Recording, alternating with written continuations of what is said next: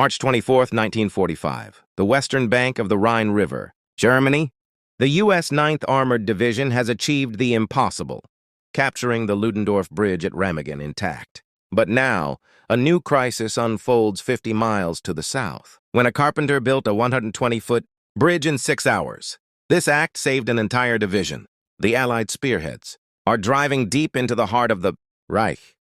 Among them is the U.S. 87th Infantry Division, the Golden Acorns, pushing through the rugged hills of the Palatinate. Their objective? Cross the twisting Moselle River near the town of Zeltingen, outflank German defenses, and trap the enemy's 7th Army in a giant pocket. But the Moselle is a formidable barrier, swollen by spring rains and melting snow. Every existing bridge for miles has been blown by retreating German engineers. The 87th's commander, Major General Frank L. Cullen, Jr., receives urgent orders, cross now. The entire operation, involving multiple corps, hinges on his division getting across. If they fail, a gap opens in the Allied line, allowing thousands of German troops to escape. The pressure is immense. His engineers report that standard prefabricated Bailey bridges won't work here. The banks are too steep, the current too fierce. They need a custom solution, and they need it in hours, not days. General Cullen turns to one man, his division's bridge-building expert, a 38-year-old former carpenter from Pennsylvania, Technical Sergeant Willard F. Bill Tewes. Tewes was not a career soldier. He was a craftsman, a man who understood the strength of a joint and the load-bearing property of a beam. Scouting the proposed crossing site, he saw the challenge immediately. The river was 120 feet wide here, a churning, muddy torrent. The far bank was held by elements of the German 2nd Mountain Division, seasoned defenders who had fortified the opposite slopes with machine gun nests and mortar positions. They were watching. By 0800 hours, the first German shells begin falling near the approach roads. Snipers target any movement. The clock is ticking. The 87th's lead regiments, the 345th and 347th, are bottled up on the near bank, exposed and vulnerable to a concentrated counterattack. Back at headquarters, radio traffic grows more frantic. Higher command demands an update on the crossing timetable. General Cullen gives Tewes a simple, staggering order. Build me a bridge. Use whatever you have. Get my men across. Tewes surveys his resources. A single company of the 312th Engineer Combat Battalion, a small mountain of fresh-cut timber from a local forest, and a collection of steel cables salvaged from a destroyed German factory. He has no heavy cranes, no detailed blueprints, just his skill, his men, and the relentless pressure of a division waiting to die or advance. By 1400 hours, the situation is critical. German artillery fire intensifies, walking closer to the riverbank. Casualties among the waiting infantry begin to mount.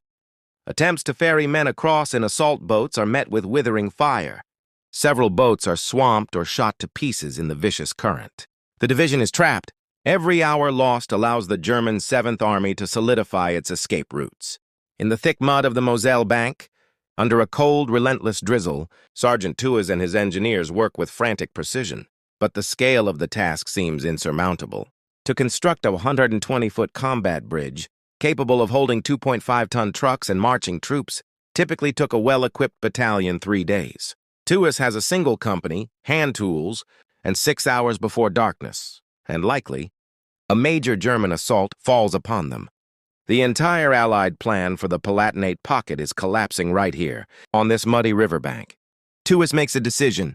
They will not build a conventional trestle bridge. Time and material are against it.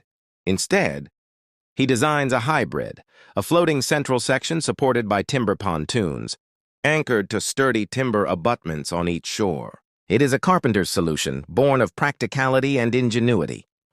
He barks orders, directing teams with the precision of a conductor. One squad fells and hews the main support timbers. Another begins lashing logs together to create the pontoon floats. A third, braving sporadic sniper fire, swims steel cables across the raging current.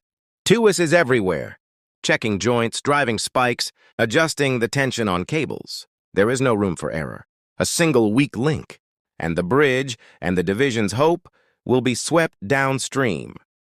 As the afternoon light begins to fade, the structure takes shape, a skeletal, improbable pathway reaching out over the muddy water. At 1700 hours, with German observers doubtless watching in disbelief, the final timber decking is nailed into place. The last cable is cinched taut.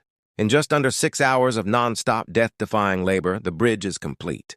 Sergeant Tewes, exhausted and covered in mud, turns to his officer and simply says, "It's ready, sir."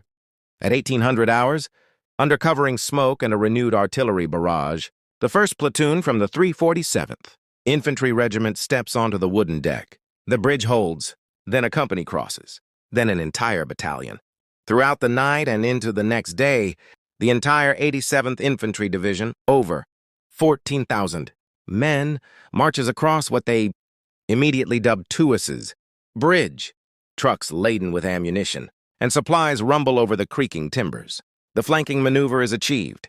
But the successful crossing allowed the 87th to slam the door shut on the Palatinate Pocket. In the ensuing days, alongside other Allied units, they helped capture over 80,000 German soldiers. The action at Zeltingen was a pivotal, yet nearly forgotten, link in the chain of the final offensive into Germany. For his unparalleled leadership and skill, Technical Sergeant Willard F. Tewes was awarded the Distinguished Service Cross, the nation's second highest award for valor.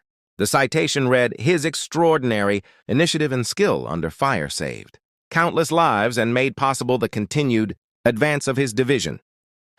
Carpenter's hands, trained to build homes, instead built a lifeline for an army.